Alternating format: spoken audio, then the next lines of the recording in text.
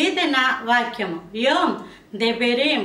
ఈ దినము అనగా 8వ తారీఖు 9వ నెల 2025వ సంవత్సరం.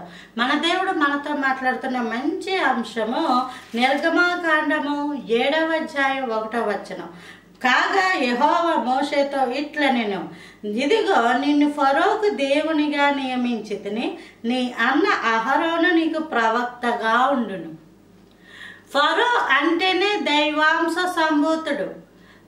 వాళ్ళల్లో వాళ్ళే రాజులు. వాళ్ళకి మరణం అన్నది లేదు. వాళ్ళు చనిపోయినా బ్రతుకుతారు. వాళ్ళు చనిపోయినా సరే లేచి వాళ్ళకి కావాల్సిన ఆహారం తింటారు అనే ఒక నమ్మకం వాళ్ళకు ఉంది. కాబట్టి వాళ్ళ యొక్క పిరమిడ్లో విస్తారమైన బంగారము, వెండి, ధనము, ఆహార పదార్థాలు, వస్త్రాలు, మొత్తం వాళ్ళ సామాగ్రి అంతా పట్టుకెళ్ళి వాళ్ళ యొక్క సమాధుల్లో పెట్టి ఉంచుతారు. ఏంటంటే వాళ్ళు మరలా లేచి బ్రతుకుతారు, అక్కడ తిరుగాడతారు, అక్కడ సంచారం చేస్తారు అన్నది వారి యొక్క నమ్మకం. ఎందుకు? వాళ్ళే దేవుళ్ళు.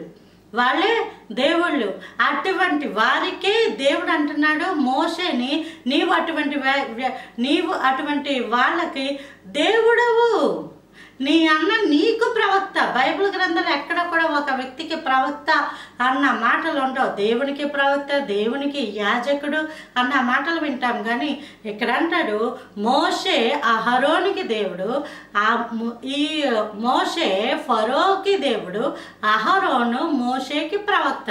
అంటే ఇంతకీ ప్రజలెవరు? ఐగుప్తీయులు. ఫరో ఇశ్రాయేలు ప్రజలే ఐగుప్తీయులకి దేవుళ్ళట. ఈ మాట మీకు అర్థం అవ్వాలి. ఎలా అవుతారండి దేవుళ్ళు అంటే? దేవుడు వారి పక్షమంది ఉన్నాడు కాబట్టి దేవుడే వాళ్ళకట్ట అధికారం ఇచ్చాడు. అలాగే ఈరోజు నువ్వెక్కడున్నావో, ఏ ఇంటిలో ఉన్నావో, నువ్వు క్రమముగా బైబిల్ చదువుకొని దేవుని చిత్తానుసారంగా నువ్వు జీవిస్తూ ఉన్నప్పుడు అవతల వ్యక్తి ఎంత బలార్జుడైనను, ఎంత బలవంతుడైనను, ఎంత ఉన్నతమైన హోదాలో ఉన్నాను, అతను చెప్తే ఏదైనా జరిగిపోతుంది. అతను మోషేని చంపడం నిమిషం పాటు చాలదు. అంత గొప్ప అధికారంలో ఉన్నప్పటికీ దేవుని దృష్టిలో దేవుని నమ్ముకున్న బిడ్డలే ప్రవక్తలు, దేవుని నమ్ముకున్న బిడ్డలే రాజులు. దేవుడు ఏదైనా ఒక నిర్ణయం చెప్పాడనుకోండి, తరతరాలకి ఆ నిర్ణయం అలాగే ఉంటుంది.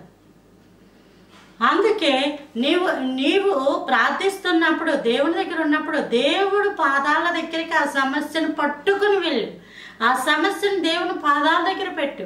నీ భర్త కావచ్చు, వ్యసనం కావచ్చు, పిల్లలు కావచ్చు, నీ భార్య కావచ్చు, లేదా నీ కుటుంబ సభ్యులు ఎవరైనా కావచ్చు, నీ వ్యాపారం, వృత్తి, ఉద్యోగము, లేదా నీ యొక్క అనారోగ్యము, ఏదైనప్పటికీ నీ యొక్క అవమానము, నింద, హేళన, ఇవన్నీ ఏదైనప్పటికీ ప్రభు పాదాల దగ్గరికి వెళ్ళి నువ్వు పెట్టినప్పుడు దేవుడు సమక్షంలో దేవుడే దిగి వచ్చి నీ సమస్య అంతటిని తన అధికారముతో చక్కదిద్దుతాడు. నీకు నెమ్మదినిస్తాడు. అట్టి కృప అనుగ్రహించును గాక. Praise the Lord. ఆమేన్.